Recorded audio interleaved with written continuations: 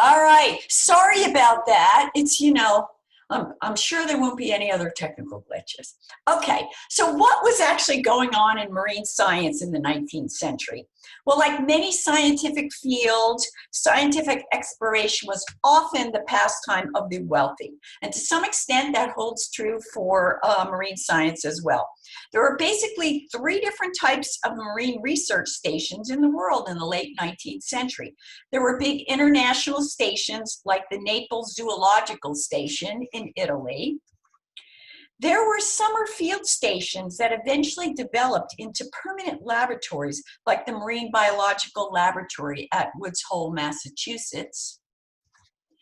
And there were outposts of universities like Stanford's Hopkins Marine Laboratory in Pacific Grove on Monterey Bay.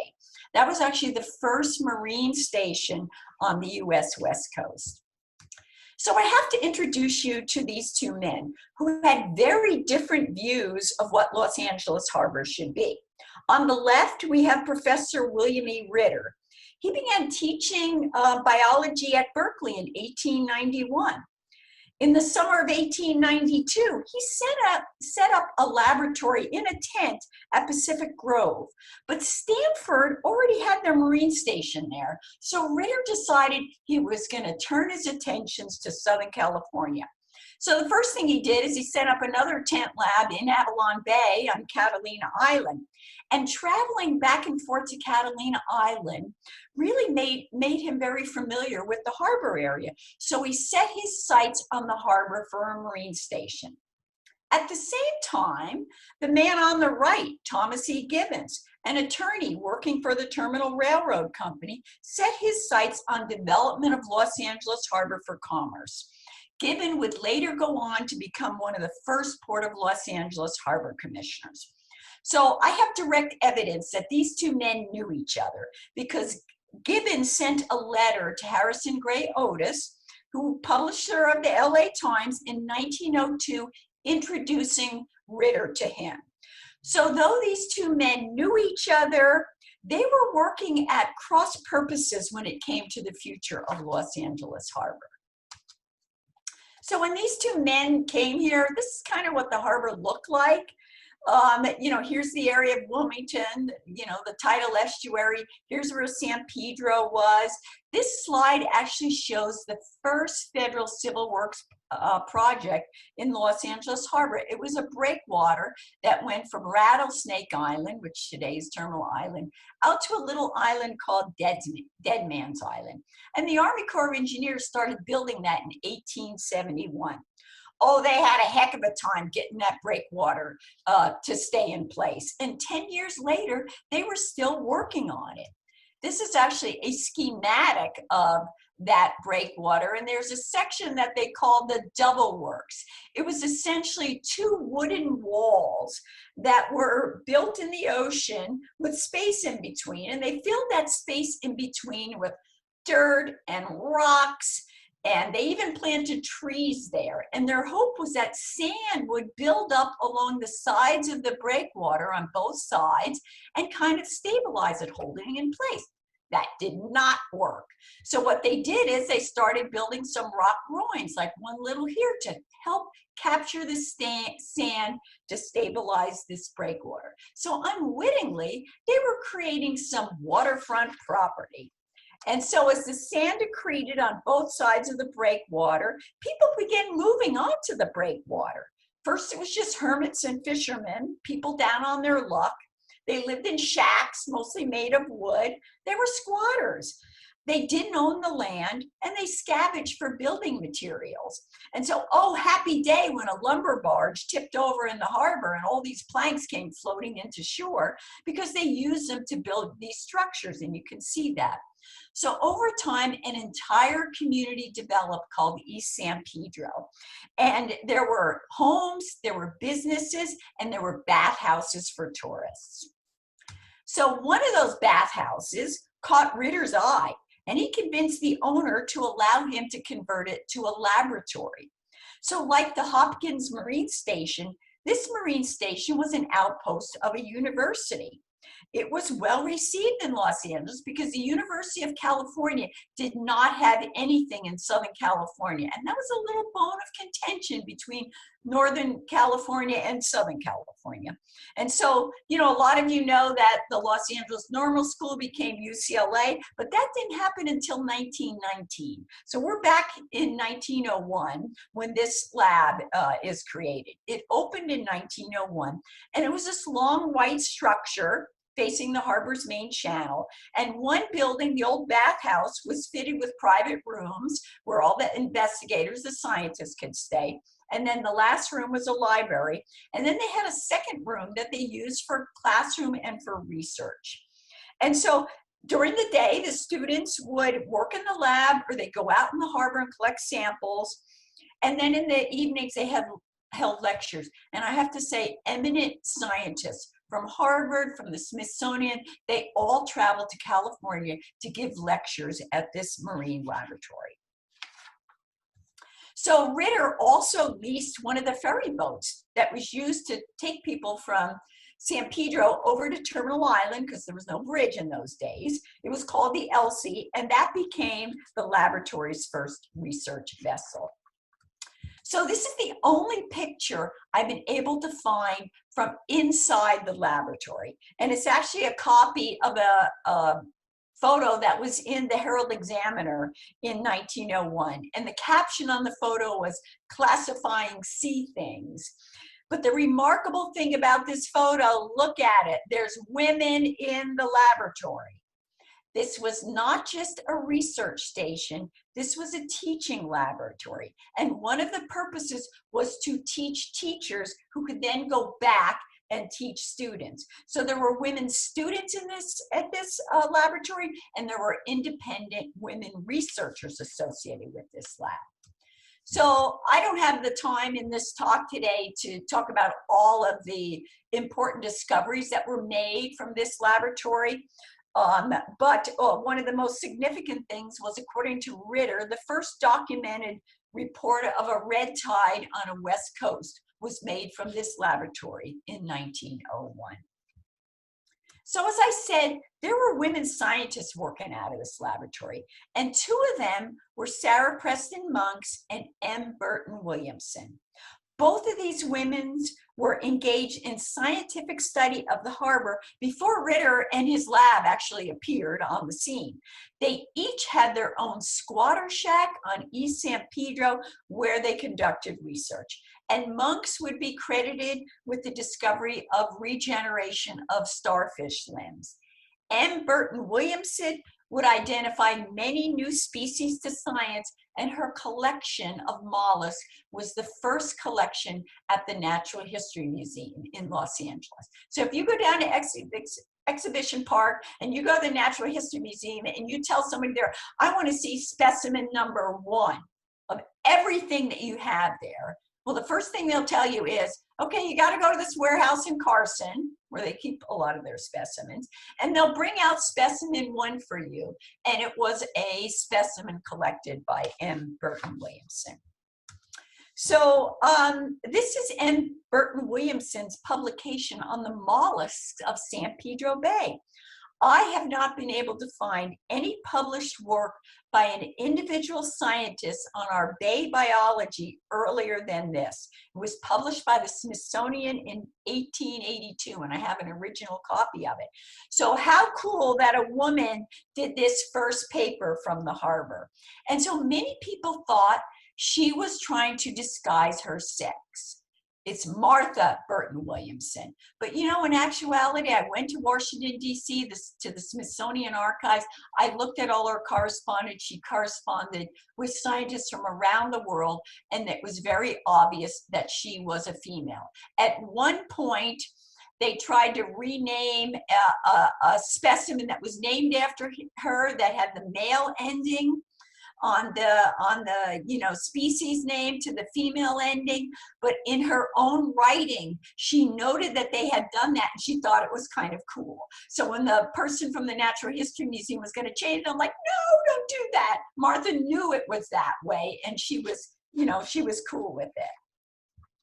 So one of the other reasons that scientists came to Los Angeles Harbor was for its paleontological resources, particularly this location, which is called Dead Man's Island. It was a fossil collector's dream site because the layers of geological history were exposed. So if you look at early scientific papers, paleontological, geological papers from Los Angeles Harbor, you'll often see the collecting site, Dead Man's Island. You'll also see another very strange collecting site called Crawfish George.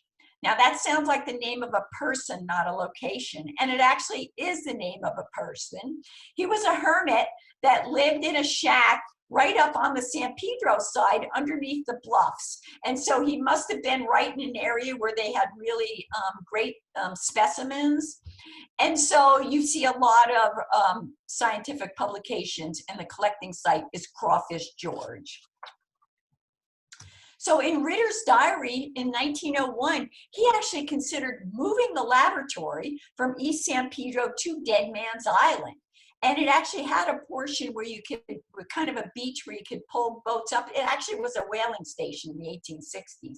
So that was, one of the sites he looked at with another eminent scientist who he went to school with at Harvard, Charles Kofoid, who was also working out of the laboratory. So you can't run a marine station without money. So from the beginning, Ritter had to focus on fundraising. He often traveled to Los Angeles to meet with people about donation. And that's why he got Thomas Gibbon to introduce him to the guy who was, running the LA Times. At the end of 2 years of laboratory operation, Ritter realized he needed $25,000 for a new building and equipping a lab. He needed $10,000 for a research vessel, and he needed $5,000 a year for operating expenses. And you can see on the slide, it's kind of like, there's some of the movers and shakers from Los Angeles, like Henry O'Melveny, as people that were donors to this laboratory. But unfortunately, it wasn't enough. Meanwhile, Gibbon and others were hard at work at trying to make sure that San Pedro Bay was the place where the federal government invested its money to build a deep water port, including funding for the breakwater at San Pedro to protect the harbor from the heavy surf. But Ritter realized the breakwater and what it meant for the future of Los Angeles Harbor. That was not lost on him. He started to, and you can see in his writings, to fear that the future of the harbor may be more industrial. So when his associate Kofoid took the Elsie, their research vessel, down to San Diego to collect, he met some people down there who began to lobby strongly for the lab to move south. So in 1903, Ritter moved the laboratory to a boathouse on Coronado Island down there in San Diego. And fundraising there went exceedingly well because he ran into and got to know the Scripps family. And so the rest is kind of history. That's why Scripps Oceanographic Institution, as I say, is down in San Diego and not in Los Angeles Harbor. And Ritter became the first director of the Scripps Oceanographic Institution, and Kofoid became the first assistant director. So I have to tell you a story. Actually it was a publication by M. Burton Williamson about the Terminal Island Marine Lab in Los Angeles Harbor that tipped me off that this laboratory was here in the first place. So I reached out to the archivist at Scripps down in San Diego, and I called them and I emailed them. I said, I called them. I wanted to find out if you've got any pictures of the lab when it was in LA Harbor.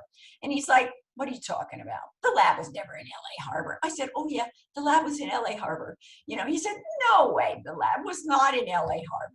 So I thought, oh well. So then boom, a couple days later, ping, an email. And he's like, I found the lab in LA Harbor. And he started sending me photos. The photo of the laboratory and of the Elsie came from Scripps. And at the end of the week, he said to me, my God, I haven't got any work done this week because I got so excited about finding out that the lab really started in Los Angeles Harbor. So that was kind of, exciting for me that I, let the people in Scripps know, hey, you really started here first. But Ritter was right about the harbor becoming industrial. And so a kindred spirit to Thomas Gibbon was Captain Amos Fries of the U.S. Army Corps of Engineers. He was brought in to finish the big San Pedro breakwater construction. And Fries arrived in Los Angeles from the Philippines. Okay, so he was kind of indoctrinated to the American expansionist view of the Pacific, and he believed that the Pacific was part of LA Harbor's destiny. So coupled with the advancement in dredging equipment, Fries knew that man could now mold the harbor as man wanted the harbor. And so with the cutter suction dredge, which was invented about the 1890s, let me say, for centuries, they've been sucking mud from the bottom of harbors to make them deeper, but the cutter head at the tip of the dredge was a new innovation in the 1890s. Now engineers could drain wetlands, they could suck them up to make a harbor channel wherever they wanted it and pump the material to create harbor land for harbor facilities wherever they wanted it. So let me tell you that Gibbon and Fries got along really well. So this is actually a very early sketch of Los Angeles Harbor, and these dotted lines here are the plan that Fries came up with for what were called, the configuration of the harbor lines. And essentially, that's what we have today. But Gibbon was bound and determined to develop the outer harbor because he knew the Panama Canal was going to be constructed and opened in 1914. He wanted the outer harbor developed. So you can see two dotted lines here. The first one is called the Minor Concession. It was named after Randolph Minor, who filled this piece of property. And then over here, the Huntington Concession, named after Henry Huntington. And it became City Dock number 1. And actually, Huntington very early on thought that this would be a great place for a garden, a marine garden, but he got off that idea and he developed his garden in another place in Los Angeles. So here's City Dock number 1 under construction. As you can see, this pier is being built of concrete. So back in 1913, when they were constructing it, using concrete was a radical departure from the way engineers were building piers. The harbor did not have its own engineer at that time. It really relied on the city engineer, who was really concerned about the seawater's impact on concrete. And Gibbon, on the other hand, wanted a concrete pier because he knew that, oil had been discovered. We'll be moving oil. It's a fire hazard. We got to make the harbor out of concrete. So the battle between the city engineer and the Board of Public Works became known as the year of Civil War in Los Angeles history. The Board of Public Works controlled all the money. The Harbor Commission didn't have any money, and the city engineer worked for the Board of Public Works. So they were at loggerheads. 1913, the entire Harbor Commission resigned en masse within 1 week over this issue. And that's why they call it the year of Civil War. So the Civil War did delay construction of this pier, but ultimately it was made out of concrete. And thank God, because that's where Altsea is today.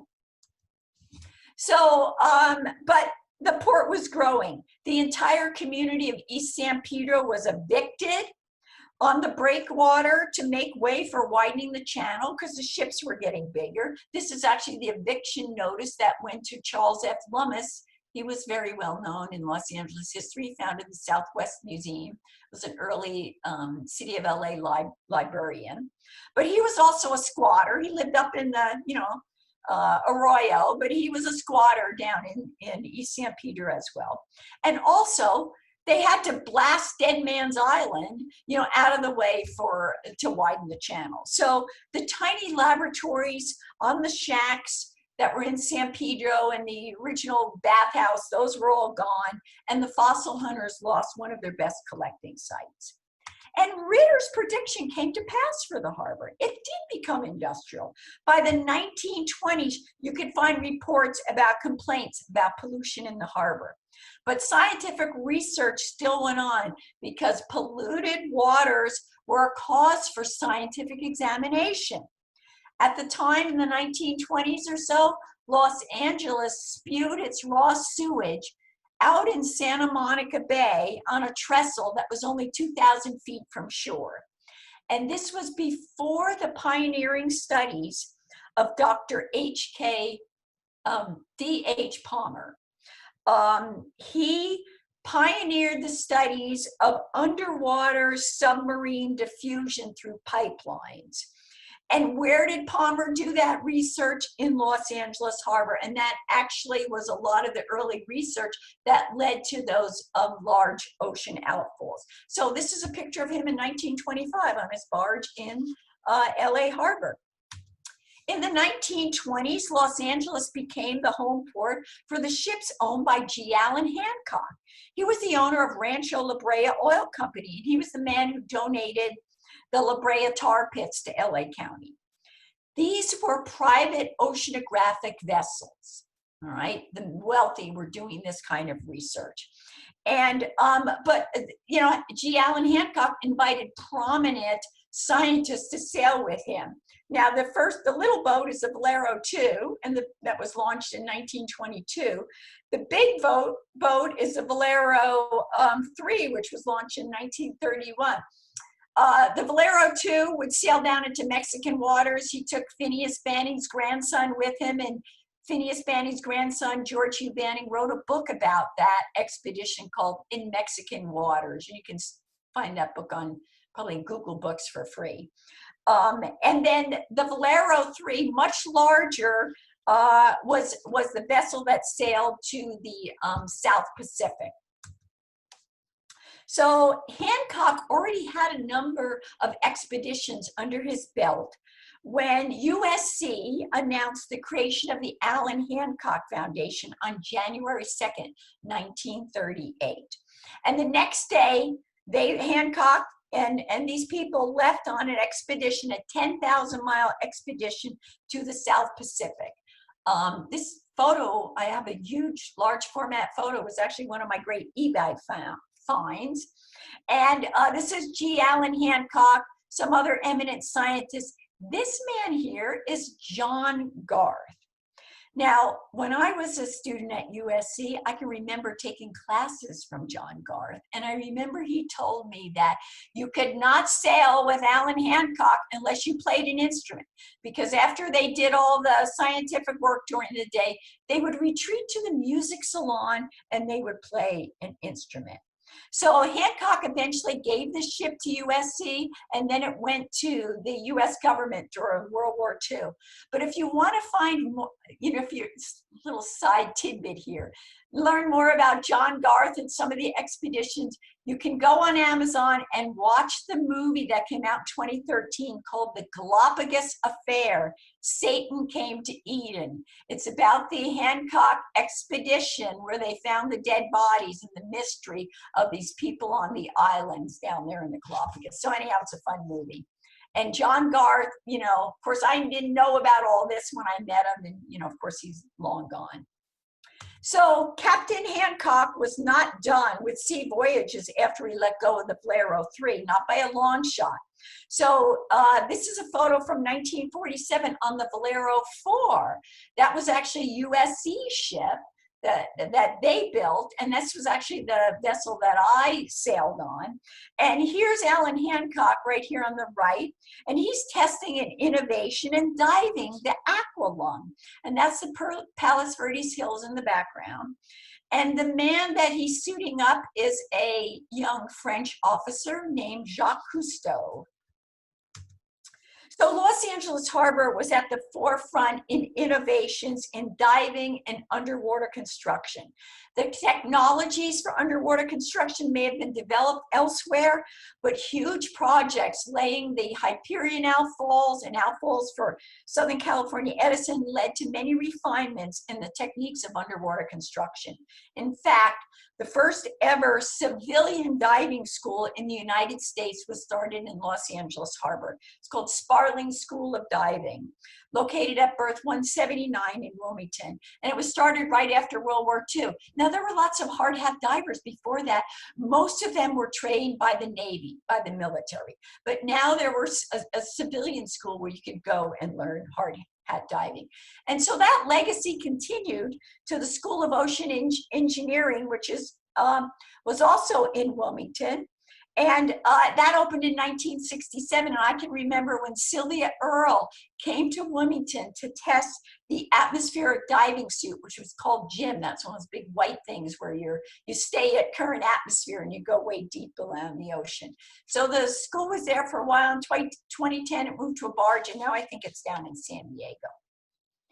But complaints about pollution in the harbor are as old as the harbor itself. First sewage, then oil spill. Industries were discharging chemical waste into the channels that led down into the harbor, right up here, this consolidated slip. And this map from 1954 shows how polluted the harbor. All these shaded areas were dead. You know, the port had a water quality testing lab, and they'd send scientists out to test the water, and if they found oxygen, they were happy. But pollution put Los Angeles Harbor on the map for several reasons. First was the research done here was really tied to the knowledge that certain species can be indicators of pollution. They became known as indicator species, ones whose presence could be indicators of environmental conditions. And the man who did most of that early research was Dr. Donald Reich from Cal State Long Beach. In addition to pollution, he also studied wood borers in there in 1950 when he did his PhD at USC. So 63 years later, in 2013, I was very happy to be part of funding Dr. Reich to return to the harbor and repeat his study at the same locations that he used in 1950. And not surprisingly, in that area that I showed you, the consolidated slip back in the harbor, he found wood borers there, but they're pretty much gone for most of the harbor because over time, all of the wood wharfs got converted to concrete. But when he tested the oxygen in 1950, way back in the inner harbor, it was 0.1 part per million. When he went in 2013, it was 6.7 parts per million. Another pollution story put Los Angeles Harbor on the map, so to speak. In 1946, the Port of Los Angeles had the highest tuna production volume in the world. And during the peak of the operations, we canned 80% of the tuna in the United States here in Terminal Island. And in 1952, Starkist opened the largest cannery in the world on Terminal Island. And actually, that building was designed by the guy who did the Space Needle. So tuna was so important that in 1957, we put a tuna fish on the County of Los Angeles seal. We've got a little tuna there along with a cattle from our Rancho days. But fish wastes were going right into the harbor. And the issue of discharge of waste through a diffusion system would raise its ugly head again. The hypothesis was fish waste enhanced the marine environment because it was good stuff that a lot of the organisms, the scavengers, would like to eat. That was a very controversial finding. And that was research was conducted by the Harbor Environmental Project out of USC, led by Dorothy Sewell, who's shown here in the picture. It was a controversial study because it was funded by the canneries. Despite the controversy about the fish cannery studies, Dorothy Sewell and her husband, John Sewell, would make their mark on harbor research, working on a series of volumes called The Marine Studies of San Pedro Bay. This multi-volume series would take up an entire, row in your library. They also did a lot of other applied research studies for oil companies, such as the impact of oil spill associated with the Sansanina tanker explosion that happened in December 1976. Actually, when I went to work for the harbor the first time, this was one of my first diving jobs, to dive at that spot. So I painted a picture for you of an industrial and a dead harbor when it comes to marine life and water quality. So how did we get such a remarkable turnaround? We owe it all to a Beverly Hills housewife, Helen Stern Harris. She was appointed to the Los Angeles Regional Water Quality Control Board in 1970. She came down to the harbor. She saw its condition and she made her mark by pressing for controls on discharges coming into the Dominguez Channel and discharging down through the consolidated slip. And she, you know, she is credited for that. And the turnaround was dramatic. In 1988, the ports of Los Angeles and Long Beach decided, gee, periodically we should go out and do big surveys of San Pedro Bay. And so you can see in the schematic here, the survey results, how species diversity improved over time. From 2000 and then 2008, this chart down here on the lower left is the area of kelp in acreage, the canopy in Los Angeles and Long Beach Harbor, and how it has changed over time. Actually, that was another one of my diving projects, to transplant kelp from Catalina Island back into the harbor breakwater to try and get some life to come back into the harbor. So the last biological survey done by the two ports was started in 2018. So the results are not available. I assume pretty soon they'll be up on the website. So over the course of its history, the harbor has drawn many scientists, and it continues to do so. Some of you may have come to the Out to Sea open house when Chris Lowe talked about his, from Cal State Long Beach, he talked about his shark research. And I was just alarmed to know, amazed really, and alarmed, that the juvenile great white sharks were coming well up into the harbor's main channel. So what does the future hold for scientific research in Los Angeles Harbor? Well, I will leave you with this image of Out to Sea at the Port of Los Angeles, soon to write another chapter in the continuing history of marine research and technology in Los Angeles Harbor. So if you want to learn more about the history of Los Angeles Harbor, I just published a history, which is available on Amazon. If you want to learn more about the Marine Biological Laboratory on Terminal Island and those women scientists, I also did a couple papers for the Southern California Academy of Sciences on them. So thank you. I guess I'm open to hearing any questions and chatting with you all. Awesome. Well, thank you so much, Dr. Knatz. That was awesome. Everyone in the chat is gushing about, first of all, your knowledge on the subject, the fact that female scientists and, like you said, the Beverly Hills housewife, they played such important roles in this part. What did you say? I said it takes a woman. Well, it looked like it. So we have a couple questions. One is more of a timely question. So with the lack of, commutes with the COVID-19 pandemic, Elaine asks, are there measurable indicators that we're seeing that show people, when people are sheltering in place, that are benefiting our oceans, especially at the port? You know, that's a really excellent question. And I have to say, from the perspective of USC, there's been a lot of work done on looking at the air pollution impacts. Because I have to say, over the course of my career, I came in at a time where everybody worried about water quality. And then by the time, as my career advanced, we'd go on to different issues. We have the decade of water quality. We have now the big thing is air pollution. And, we went through a transportation congestion issue at the port. So I'm not aware of anybody doing research on water. Well, first of all, the scientists that go out and test the water every month, they still do that. They started that back in the probably early 1970s. That has never stopped. So that data would be available. I'm not aware personally of any researcher looking at marine life, but the study started in 2018 for the survey of the bay. They may be to the point of doing the lab work that goes with that, so it may not have been COVID period. But I would think that, you know, a lot of people are not coming down to the marinas, taking their boats out. You've had a lot of blank sailing ships not coming in. The cruise ships have stopped calling, you know. And, but again, cruise ships, the big focus with cruise ships, because hopefully they've learned about, you know, dumping issues, is, you know, air pollution. So there may be, let's be a great research project. Some of you that are, you know, students, let's get out there and do something. Contact Altasea.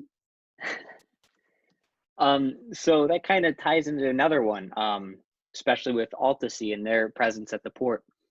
Victor asked, what does the future hold for a sustainable port and coast water, given the increase in port traffic?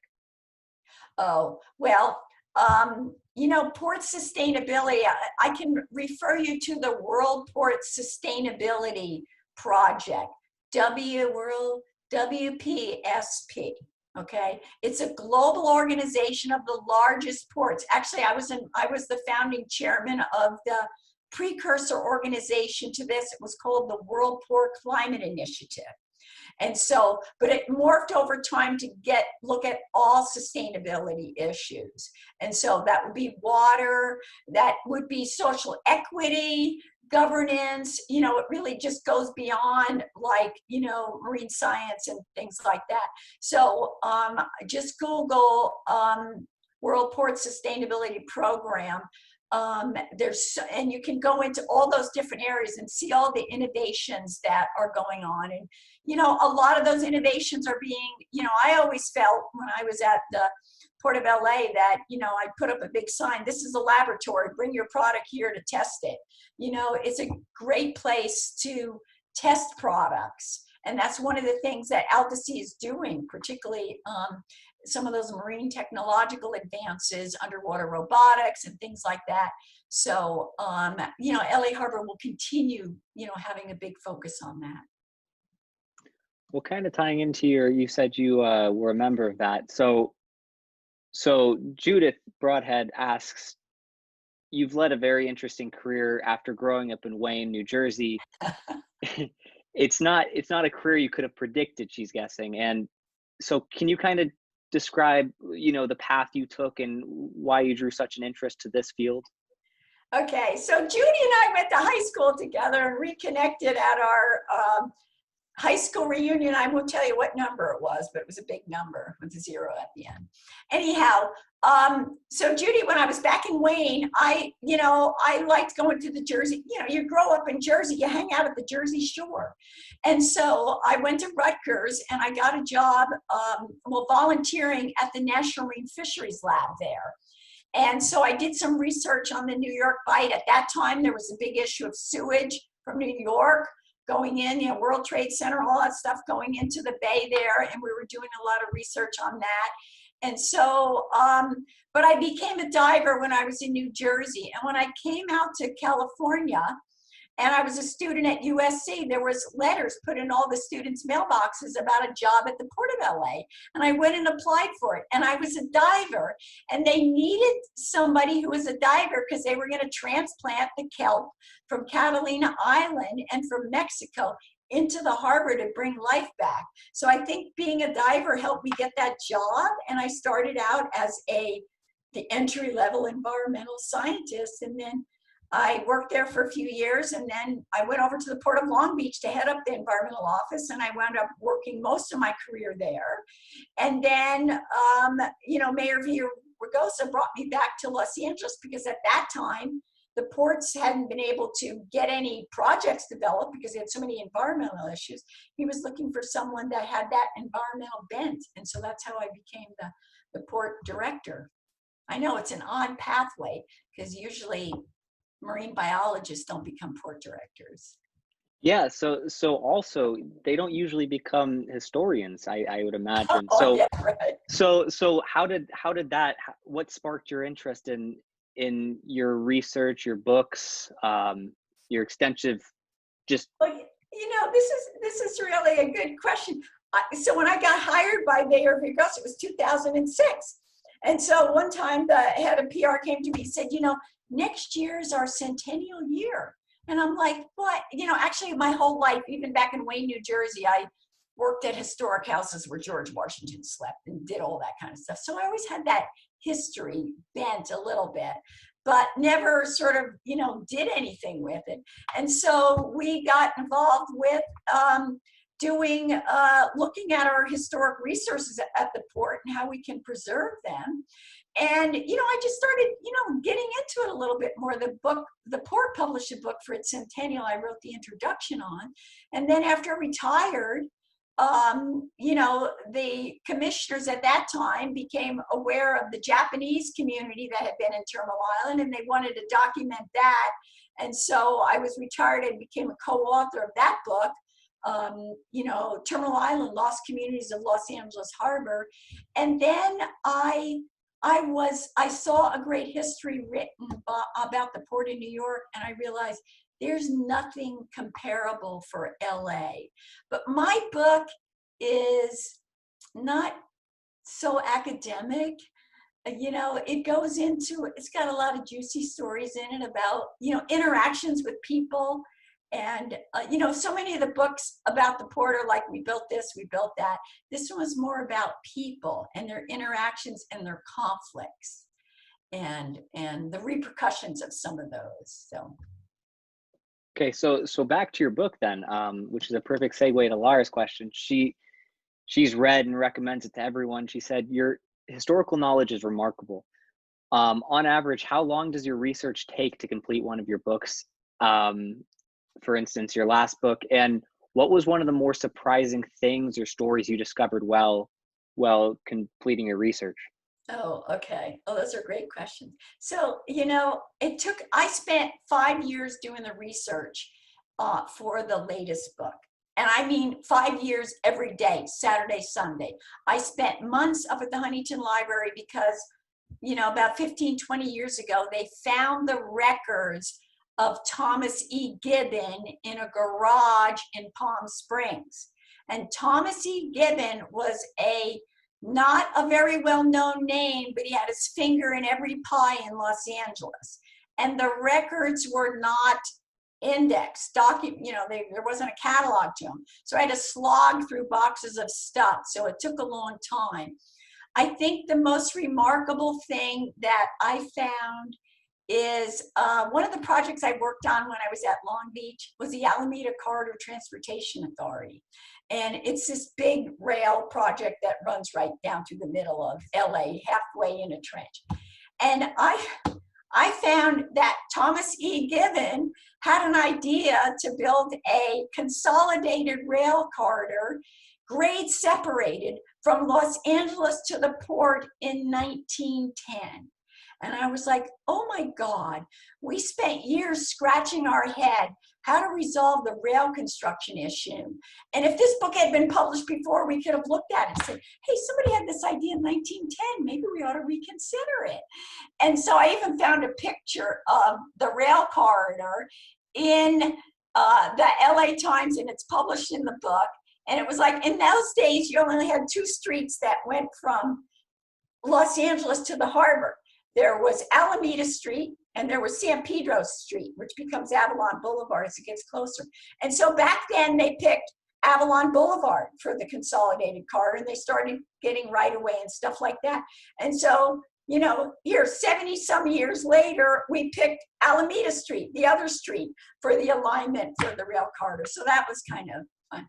There were some moments of serendipity that I just can't explain. I bought a book on eBay, a memoir from one of the early board secretaries. And I'm researching this big issue at the end of World War II. Like, okay, the labor community and the locals in San Pedro wanted this man appointed to the Harbor Commission, and the downtown business and LA Chamber people wanted somebody else. And I couldn't figure out the name of the person that they wanted from the local community. And it made me insane. And so this book that I had was published in 1945, and this happened right after that. And for some reason, I picked up the book for something else, and this is gonna sound like unbelievable. An 8-page memo slipped out of the book It was on onion skin paper, really thin. You know, when I bought the book, I noticed, oh, it was, autographed by one of the LA Chamber members, to this man who actually became the harbor commissioner. And he was the one that they wanted from the LA side. But this 8-page memo slipped out of this book, and I started reading it. I'm like, oh my God, I've gone to every archive and never found this any place. It's the whole story of both sides, who wanted who, whatever. It was so significant. And I believed I had the only copy in existence that we reprinted the whole thing in the appendix to the book, because it's just such a juicy story. And the man's name was John Rados from the Harbor Boat Building. And later on, I believe it's one of his kids, I have to go back and check, became a harbor commission. But and once I knew that was his name, I was able to verify he was the one, because I found a letter that a city attorney had written to him, kind of blowing him off in terms of being a commissioner. So, but Wow. things like that happen. The one man who's left alive from the 1960s Harbor Commission turns out to live 4 doors down from me. Yeah, and so, he was a Long Beach commissioner, but he interacted with the people at LA at the time, because they're all gone. And so, there were a few things that were like, this is like, I felt like I was supposed to do this book. Yeah. I was supposed to do this book. That's crazy. Yeah, it is weird. Just There's a couple of things like that. Man.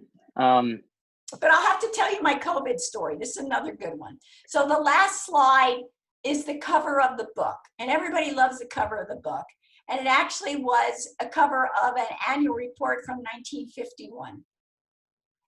And so we tried to clean up the annual report cover to use it as a cover, and I liked it because it had City Hall over in the clouds over the harbor.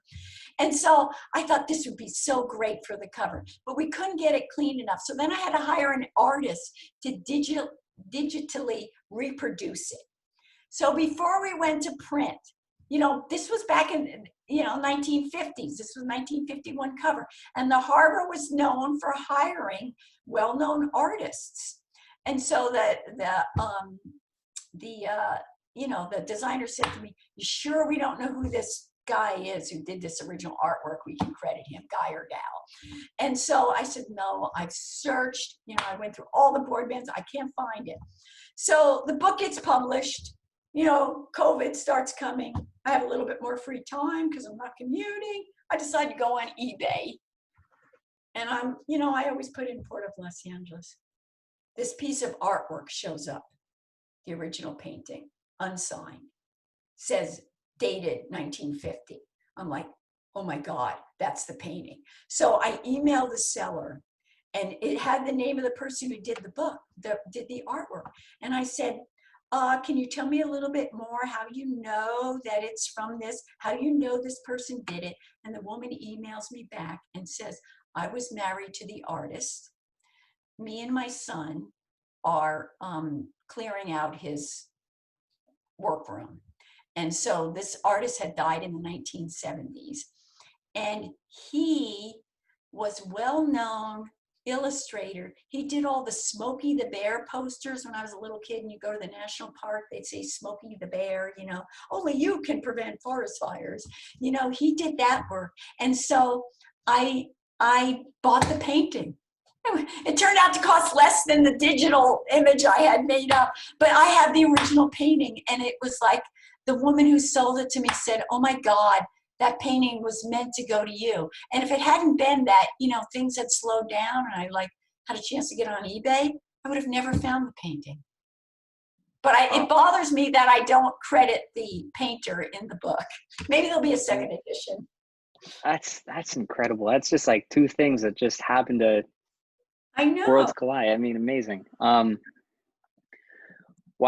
Well, so we're almost out of time, but someone asked, and we typically try to ask this of all our guests, but Rennie asked, do you have any advice for young women working in maritime infrastructure and climate adaptation? And in general, we try to ask, what's your best advice for young people? Are there internships, volunteer places, whether it be in history, whether it be in in ocean research, that kind of stuff.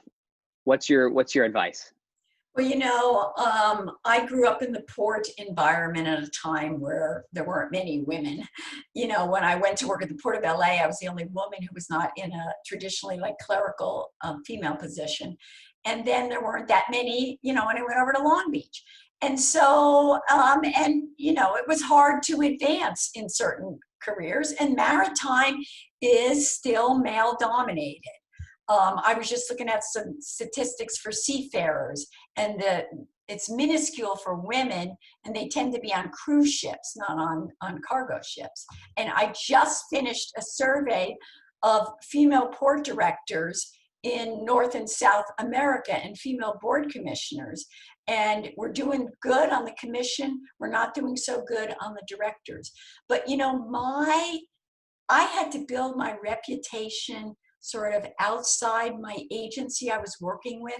I got involved with professional organizations. I volunteered for everything. They saw I would do the work. And so eventually you work up to be a chairman of this committee or chairman of that committee. And that was, I built a reputation, you know, internationally in my field just by participating in things that you could do, you know, even remotely. And today that's going to be a lot easier than when I started, because when I started, I'd have to angle for travel money to get to go to a meeting. And, you know, if you were female, you were on the bottom of the barrel for a lot of those things. So, but today, so many of these committees, I think they're going to continue to meet remotely. You can exert yourself, volunteer, do the work. And I always felt that someday somebody would notice that I was a worker bee, and you know, promote me, and it happened.